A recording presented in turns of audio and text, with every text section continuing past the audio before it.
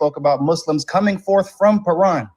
So this is not some, tradition that is, Islam came up with or tried to back project onto the, onto the scripture. This actually existed within Christian thought and within Christian scholarship, before Islam and Christianity actually started having these type of back and forth dialogues. So not only the mention of Paran, but also from his right hand went a fiery log. Let's slow down. Let's do it one thing at a time. Okay, go ahead. So the Paran thing. So you said that a guy mentioned that Muslims came from Paran. Yeah, 7th century Armenian bishop Sebios. He was a Christian. Yeah. So this bishop. Yeah. Did he say that the Muslims fulfilled Deuteronomy 32? I mean 33? No, and that's not even the point that I'm making. Okay. So you're bringing up someone that just mentions that Muslims came from Paran, and he does not link this at all to Deuteronomy 33. Yeah, so again, that's not my point, Avery. Well, that was a moot. It was a moot. So then if that's not your point, then no, it wasn't. It wasn't. Please, come on, bro. We're this early in the conversation. Don't start that. Anyways, start what? Yo, so my point, I'm just gonna lay it out for you. You already did. For mentioning, can I speak, please? you just spoke for a long time. What are you talking about, bro? Avery. Come on, bro. Can I speak? You didn't even let me finish my point. Guys, so the reason I'm confused. Did I not just hold on. Did I not just let you lay out why you think Deuteronomy 33 is about Muhammad? Yeah, and then you attacked a straw man. I attacked this. So just be clear. You said I attacked a straw man, which a straw man, ladies and gentlemen, is attacking an argument that the opponent didn't make and attacking it like it was his argument. Yeah. Was your argument not that even Christians point to Muslims coming from Mount Paran, which fulfills Deuteronomy 33? So you're adding an extra bit to my argument that I didn't make. So that wasn't your argument. What I just said was, so just to be clear, what I just said is not the argument you made. So the majority of what you said was the argument, but the last bit you added on, dude, he's panicking already. He's manifesting already. He doesn't want me to speak. So anyways, I'm going to continue. This doesn't work here, Issa. Avery, you got to stop, bro. You got to stop. No, just you calm need to down. stop. You got to be yourself. Avery, be yourself. Please. Avery, I'm trying to be myself. Okay. You're getting okay. So the reason I mentioned Sebios, saying Muslims were coming from Paran, I was not claiming that Sebios tied that back into Deuteronomy. The reason Avery, you're interrupting me, so you got mad at, you accused Cora of doing this to you on my panel, and now you do the same thing to me on yours. Yes, you did. But so you said you were being interrupted all night. Slow down, bro, because right now you're doing a lot of crying. You're not engaging. Yeah, I'm crying. So I'm just hold on a second. Let's establish some parameters, Issa. Let's establish some parameters. Dude, oh my God, bro. Listen, Issa. This is a conversation. Issa, relax, please. I don't want to have to mute you or kick you or none of that. Relax. Yeah, I know you want to, but go ahead. We're not robots. We're not trading monologues. This is an engaging. Let me finish, please, so that you understand how this is going to go. Okay. This is an open dialogue. Yep. So in open dialogue, we're going to converse. I'm not going to give you 2 to 3 minutes to waffle. You're going to talk. I'm going to talk. We're going to engage. Okay. Okay. So don't cry when I'm interjecting and talking about the points you mentioned. I won't cry when you do that. So relax. Let's have a conversation. No gaslighting. And let's get to the argument, man. Yeah, okay. So the reason I mentioned Sebios bringing up the fact that Muslims were coming from Paran was to prove that the mention of Paran being associated with Arabia is not some Muslim, a Muslim tradition that didn't exist in Christianity. I wasn't claiming that Sebios tied this back into Deuteronomy, because I've heard, and to be fair, I've never heard you say that it's a Muslim tradition that is being back projected, but I have heard it before. So all I was doing was clarifying that this belief that Paran is associated with Arabia and Arabs existed in Christianity and didn't come from Islam. That's what I was doing. All right, so let's pause here.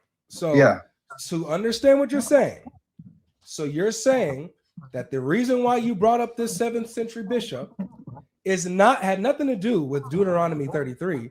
It was just a little fun fact that there were other people that also attributed Arabs coming forth from Paran and linking Paran with Arabia. Is that correct? Yeah, Christians who would have no reason to undermine the biblical verse. Okay, so to be clear, this has nothing to do with Deuteronomy 33, as you already said multiple times. It has nothing to do with this. So this is a moot point. It means nothing. No. It does nothing for your argument. No, I'm establishing my epistemology, Avery. Of what?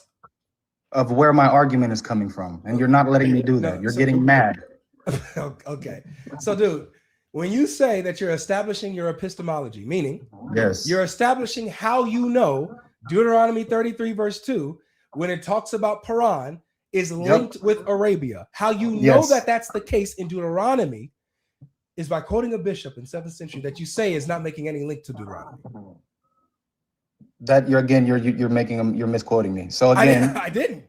My point for bringing up the Sebios again was to establish the fact that the association between Paran and Arabs and Muslims in Arabia did not come from Islam.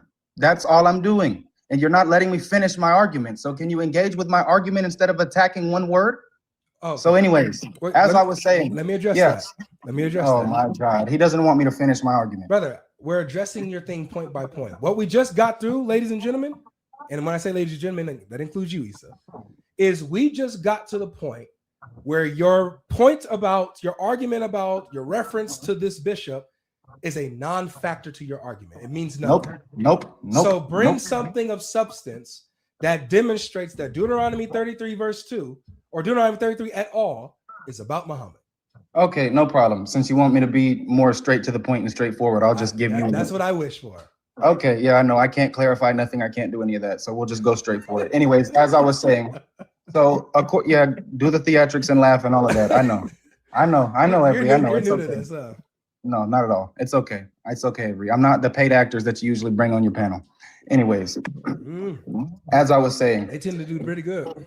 No, they don't. I've heard them. Anyways, Mount Paran or Paran is associated with Arabia per Christian scholarship and then came with 10,000 saints and a fiery law. So according to our hadith, our authentic hadith, and the earliest biographical accounts of the Prophet Muhammad, he marched on Mecca, which is in Paran, with 10,000 saints, and he had a fiery law, and he established the law of Allah subhanahu wa ta'ala as being the dominant in the land. Can you, what's up with you, bro? So you said something else. You just said again that according to Christian scholarship, Mount Paran is linked with Muslims in Arabia. Arabia, yeah. Arabia or Muslims coming from Arabia? Well, Sebios links both of them. Okay, so this is where we're getting confused. You weren't prepared for this, were you? I'm not prepared for this level of stupidity. I promise you. Never. No, I never am. Yeah, I wasn't either. I wasn't either. When you just said, you just conceded multiple times, Issa, that this bishop that you're referring to has nothing to do with Mount Paran being mentioned in Deuteronomy 33. He makes no link with this in Islam. Yeah, that's not a concession. That's my position. Hold on, brother, because I need you to pay attention to what you're saying and why there's confusion. Okay, but then 2 seconds later, you say, when you read Deuteronomy 33:2, and it mentions Mount Paran, that Christian scholars link this with Muslims coming from Paran, coming from Arabia. Yeah, Paran is associated with Arabs and Arabia. Yeah, that was my point. So this is what I need. This is what I need. Do you have a Christian scholar that says that Mount Paran is a prophecy fulfilled by Arabs coming from Muslims coming from Arabia? Yeah, so if any Christian ever said that, they would no longer be Christian. So you're asking for something that doesn't exist, and you know it doesn't exist. So Avery, you just refuted yourself. So Avery, you're not paying attention to what I'm saying. Oh, man, of course, of course, no Christian would affirm that the Prophet Muhammad fulfills this prophecy because they would cease to be a Christian at that point. Nobody said anything about Muhammad. Nobody said anything about Muhammad. You said, okay, so Muslims follow who, Avery? According to you, you follow all the prophets. Yeah, but who was the prophet sent to us, Avery? All of them, right? No, who was the prophet sent to all of humanity? Jesus. According to us, who was the prophet sent to all of humanity? Jesus, according to the Quran. No. According to the Quran, chapter 19, verse 21, he was sent as a sign and a mercy for all mankind. What are you talking about? Bring it up. Bring the verse. Chapter 19, verse 21. Can you read it? Yes. Okay. We have made him a sign and a mercy for mankind. Look, I'll show you.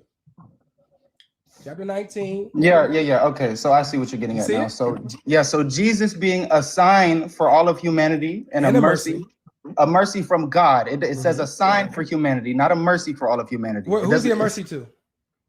He's a mercy from God to the community he was sent to. Did it say just to his community, or did it just say for all mankind, brother? Come on, man. Yeah, so the problem with your argument is that it distinguishes between the two in the same verse. Really? Yes. So when it says he's a sign for the people, he's a sign for mankind and a mercy from us. To who? Yeah. To the people he just mentioned, right? Yeah, so he was a mercy to the people he was sent to. Which is all mankind. No. No, and even in the Bible, he doesn't claim he was sent to all mankind. He said he was sent to Israel. He says he was only sent to the lost sheep of the house of Israel. Does he not? Doesn't he also send his disciples out to the rest of the world? Yeah, are his disciples him? They're an extension of him. They're his disciples. Are they him? Are they him though? No, they're not him ontologically, but they are an extension of him. And so correct me really quick. According to Jesus, he's one with his disciples, right? According to the Bible, but I don't necessarily believe that. No. So I know you don't, but just biblically speaking, if we're being honest with the text, so they're unified with Christ, they're one with Christ. So them going out to the rest of the nations is Christ, by extension, going out to the rest of the nations, right? Yeah, so they're one in purpose, but the way that you're trying to say, I don't agree with. But anyways, let's get back to the topic. Right, so, well, we can address this Quran verse too. So you say that this says a little different. We could do Deuteronomy 30. You don't want to. Yeah, you don't want to talk about the Quran verse. We just did. Because and you didn't let me finish, Avery. All right, go ahead. My bad. Okay, so the verse says, and I'll read it word for word in the translation from Quran.com. It says, he said, thus said your Lord, it is easy for me, and we will make him a sign for humanity and a mercy from us. So he's a sign for humanity. And then he distinguishes between being a mercy and being a sign, because the sign is for humanity. Avery, can I finish, bro? I'm just reacting, man. Okay, well, have some self-control, please. Yeah, have some control. I'm not interrupting you. I'm just reacting. Your reaction interrupted me anyways. Well, you gotta stay focused, brother. He's a sign for humanity and a mercy from God. So a sign for humanity, of course, this is addressing all of humanity, the sign is. But the mercy part does not say that this is applied to all of humanity, because Jesus didn't reach all of humanity. What's the nearest antecedent? What do you mean, what's the nearest antecedent? What is the group that is most nearly mentioned in the sentence? You talking about Jesus?